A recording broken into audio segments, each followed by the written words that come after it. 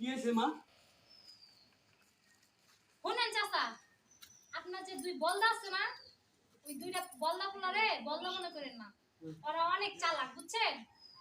আর অগল লাগে আমাকে দুইজনের বিয়া দিবেন। আরে কই শুনেন, কালকে রাত আপনার পোলারে কইছিল কোন তো কেন বাসায় ছিল? মা কইতাছে বাসায় ছিল বলে। এই যে মার ডায়লগটা নাও, মার ডায়লগটা একটু নাও, মার ডায়লগটা আগে শোনো। মা কইতাছে মাইক মা বলতেছে রোল, হ্যাঁ ওরা তো বাসায় ছিল।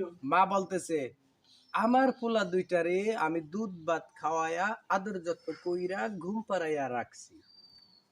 ওরা তো ঘুমায় নাই, ওরা আপনি বের হওয়ার পরে দুইজনে বের হইয়া আমাকে দুইজনের বাড়িতে চলে গেছিল, সারা রাত আমাকে বাড়িতে ছিল। ওরা তো ঘুমায় নাই, আপনি দুধ ভাত খাওয়ানোর পরে ওরা দুইজন আমগো বাসায় চইলা গেছিল। পরে সারা রাত আমগো বাসায় ছিল, বুঝেন নাই। পরে সকালে ওরা ভোরবেলা আইছে। সকাল আর ভোরবেলা একটা বলতে হবে, হ্যাঁ সকাল আর ভোরবেলা একটা বলবে।